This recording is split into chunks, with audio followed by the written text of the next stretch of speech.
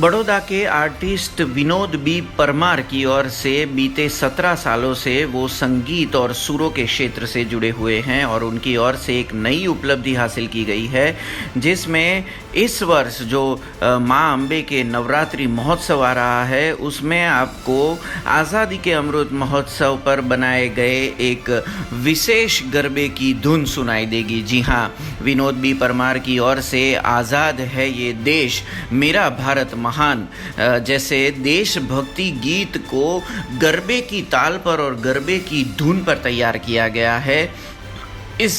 मौके पर ख़ास तौर पर जब नवरात्रि आने वाले दिनों में दस्तक दे रही है, तब इस आज़ादी के अमृत महोत्सव के ऊपर आयोजित और बनाए गए इस गरबे की ताल पर इस साल देशवासी झूमने वाले हैं। जी हाँ, विनोद बी परमार ने आज एक विशेष पत्रकार परिषद आयोजित की और ये जो गरबा जो बनाया गया है और ख़ास तौर पर जो आज़ादी के अमृत महोत्सव पर बनाया गया है उसके बारे में उन्होंने जानकारी दी थी। साथ ही में आपको बता दें कि विनोद बी परमार की ओर से बीते कई समय से सुर और संगीत क्षेत्र में कई नए आयाम हासिल किए गए हैं। उसमें ख़ास तौर पर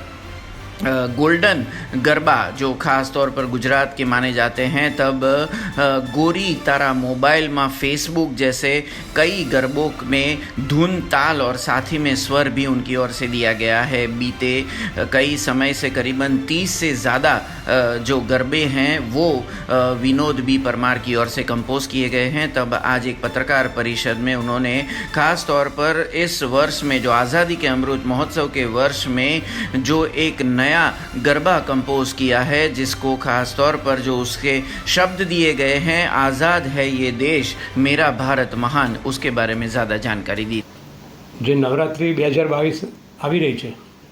અને શહેરમાં બધે પણ આખા ગુજરાતની બહાર પણ બધી ધામધૂમથી તૈયારીઓ થઈ ગઈ છે, બરાબર। અત્યાર સુધી કોરોનાનો માહોલ પણ હતો એટલે નવરાત્રિમાં કંઈક એટલું બધું આપણને ખાસ એનું પ્રભુત્વ ના જોવાયું, પણ હવે એક નવે સર્જાવી તો મને પણ એક ઈચ્છા એવી થઈ કે અત્યારે આખા ભારત દેશમાં 75મો આઝાદી કા અમૃત મહોત્સવ ઉજવી રહ્યો છે। સ્કૂલોમાં, કોલેજોમાં, અધર પ્રાઇવેટ સંસ્થાઓમાં, સરકારી બિનસરકારી સંસ્થાઓમાં, તો મને પણ એક શોખ થયો કે ગરબા તો નવરાત્રિમાં ગવાયા જ છે, પણ ગરબા ગાવાની સાથે કે